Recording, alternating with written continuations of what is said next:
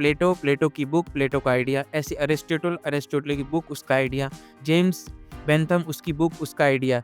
क्या एडवाइस है जो आप बच्चों को देना चाहेंगे कि उनका फॉर शॉर्ट एक बार नेट क्वालिफाई हो जाए?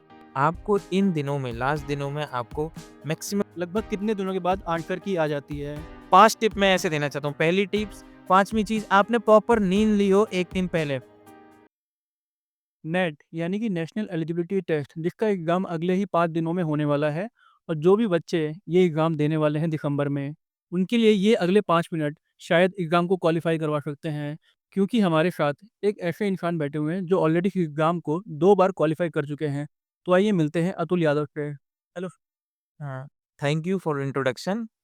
मैं आपको लास्ट में एक ऐसी टिप दूँगा, जिससे आपके इस बार 10 टू 15 मार्क्स और 10 टू 15 क्वेश्चन भी आपके करेक्ट हो सकते हैं, अगर आप लास्ट की दी गई टिप्स को फ़ॉलो करते हैं तो।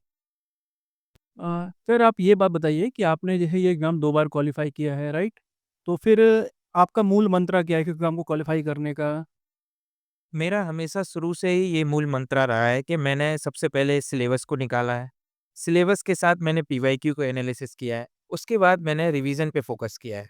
लास्ट टाइम पे आप इन 3 चीज़ों पे अगर स्टिक रहते हैं, तो आपके जो सिलेक्शन के चांसेस हैं, वो ज़्यादा इंक्रीज़ हो जाते हैं। आपको इन दिनों में, लास्ट दिनों में आपको मैक्सिमम रिवीजन करना है और पीवाईक्यू पे प्रैक्टिस ज़्यादा करनी है।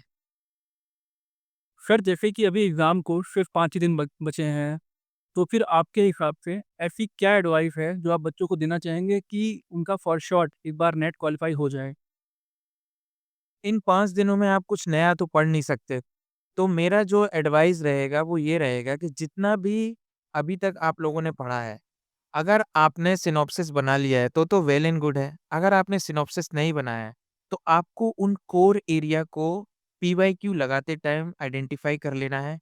इन 5 दिनों में आपको कम से कम 6 से 7 पीवाईक्यू लगाने हैं, ताकि आप एक्चुअल एग्ज़ाम के पैटर्न को समझ जाएँ और मैक्सिमम रिवीजन करना है। आपको कोई भी नई चीज़ नहीं पढ़नी है इन 5 से 6 दिनों में, जो जब भी आपका एग्ज़ाम है लास्ट दिनों में, ताकि आप मैक्सिमम आउटपुट निकाल सकें मिनिमम टाइम में।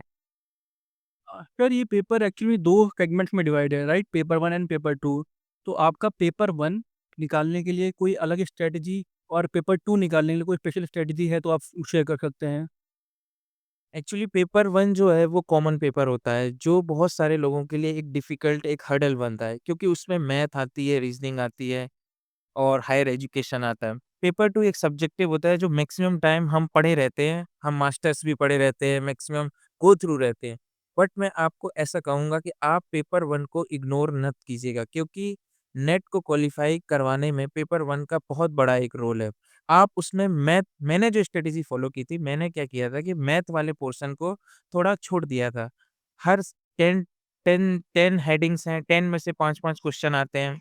मतलब 50 क्वेश्चन आएँगे, तो आप 5 क्वेश्चन पे रिस्क ले सकते हैं।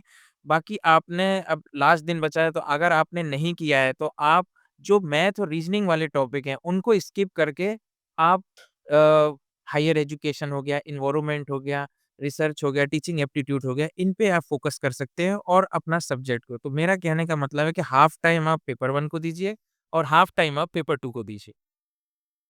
सर एक डाउट बच्चों के दिमाग में बहुत रहता है कि एग्जामिनेशन हॉल में सेंटर में जाने से पहले आपके पास क्या-क्या डॉक्यूमेंट्स रेडी होने चाहिए, ताकि वहाँ पर आपको कोई दिक्कत ना आए? ये बहुत अच्छा क्वेश्चन पूछा। बहुत सारे लोग क्या करते हैं कि सेंटर में लेट पहुँच रहे हैं। सेंटर में आधार कार्ड की फ़ोटोकॉपी ले जा रहा है, ओरिजिनल आधार कार्ड नहीं ले जा रहा है। फिर वहाँ पे दिक्कत जाती है। तो आपको क्या-क्या ध्यान रखना है, सबसे पहले आपको आधार कार्ड ले जाना है प्रॉपर, 1-2 फ़ोटो ले जानी है आपको, 1 ब्लैक पेन रख सकते हैं आप, 1 वाटर बॉटल रख सकते हैं आप और सेंटर में कम से कम आप आधे घंटे से 1 घंटे पहले पहुँचे, ताकि आपको कोई भी दिक्कत फेस ना करनी पड़े। सर एक जो कई बच्चे जो है गलतियाँ कर देते होंगे एग्ज़ाम के समय या एग्ज़ाम देने के बाद, आप उन कुछ गलतियों की लिस्ट बता सकते हैं जिनको अवॉइड करना चाहिए उस दिन, पर्टिकुलरली उस एग्ज़ाम वाले दिन? बहुत सारी गलती होती है, उसमें से जैसे मैं पर्सनली बताता हूँ कि बहुत सारे लोगों का 1-2 मार्क्स से रुक जाता है। उनका इसलिए रुक जाता है, पहली बात तो वो प्रॉपर 2 टाइम्स क्वेश्चन को नहीं पढ़ते। जब स्क्रीन पे क्वेश्चन दिखता है तो वो एक ही बार पढ़ते, 2 बार नहीं पढ़ते। प्रॉपर वो चारों आंसर आंसर को नहीं पढ़ते। तो आपको ये दोनों चीज़ रिमेंबर करनी है, 2 टाइम्स क्वेश्चन को पढ़ना है, चारों आंसर आंसर को पढ़ना है, फिर आपको टिक करना है। एक्चुअली ऑनलाइन एग्ज़ाम है तो आप गोला भरने की तो कोई दिक्कत नहीं है, आप दोबारा भी लगा सकते हैं।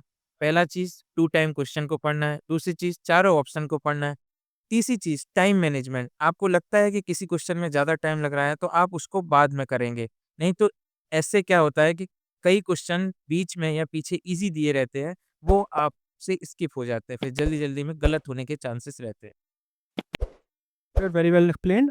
सर एक चीज़ और बताइए कि जैसे ही एग्ज़ाम खत्म हो जाता है, उसके बाद लगभग कितने दिनों के बाद आंसर की आ जाती है? अभी तक का जो अनुमानित है लगभग 20 से 22 दिन में, 15 से 20-22 दिन में इसकी आंसर की आ जाती है। उससे आप अंदाज़ा लगा सकते हैं कि आप किसके करीब हैं, नेट के या जेआरएफ या पीएचडी ओनली हो रहा है आपका। सर रिज़ल्ट कब तक आ जाता है? रिज़ल्ट इसका 1 से डेढ़ महीने के अंदर आ जाता है और फिर उसके बाद ही इसका रिज़ल्ट के 1 डेढ़ महीने बाद इसका सर्टिफ़िकेट भी आता है। तो मतलब लगभग 2-3 महीने में ये प्रोसेस पूरी कंप्लीट कर देता है, क्योंकि इसको नेक्स्ट एग्ज़ाम भी कराना पड़ता है क्योंकि ये साल में 2 बार होता है नेट। सर आपने वीडियो की शुरुआत में कहा था कि आप एक तरीका बताएँगे जो बच्चों को बहुत हेल्प करेगा एग्ज़ाम को क्वालीफ़ाई करने के लिए, वो तरीका क्या है? वो तरीका है कि आप सिर्फ़ मैं एक एग्ज़ाम्पल देता हूँ किसी भी टॉपिक का कि जैसे अगर थिंकर है प्लेटो, प्लेटो की बुक और प्लेटो के आइडिया अगर आपने एक लाइन में लिख रखे हैं, तो ये यही एक तरीका है जिससे आप चीज़ों को जल्दी मेमोराइज़ कर सकते हैं। मैं आपको बताऊँ जैसे प्लेटो, प्लेटो की बुक, प्लेटो का आइडिया, ऐसे अरिस्टोटल, अरिस्टोटल की बुक, उसका आइडिया, जेम्स बेंथम उसकी बुक, उसका आइडिया।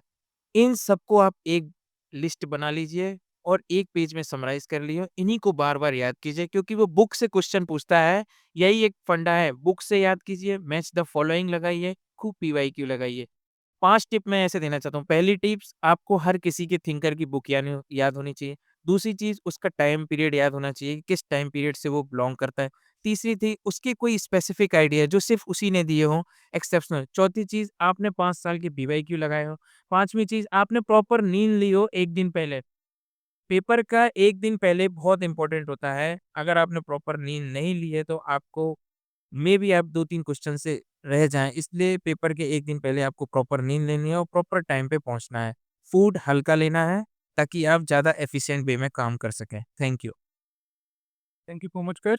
तो जैसे आपने अभी देखा, सर ने हमें बताया कि कैसे लास्ट मिनट में क्या करना चाहिए, क्या उस एग्ज़ाम के दिन की तैयारी होनी चाहिए, क्या-क्या आपके पास डॉक्यूमेंट्स होने चाहिए, आपको पैनिक नहीं करना है और इन सब बातों का ध्यान रखकर ही सेंटर पर जाना है। तो आप सभी को एग्ज़ाम की शुभकामनाओं के साथ बेस्ट ऑफ लक और आशा करते हैं कि आपका एग्ज़ाम अच्छा हो। धन्यवाद।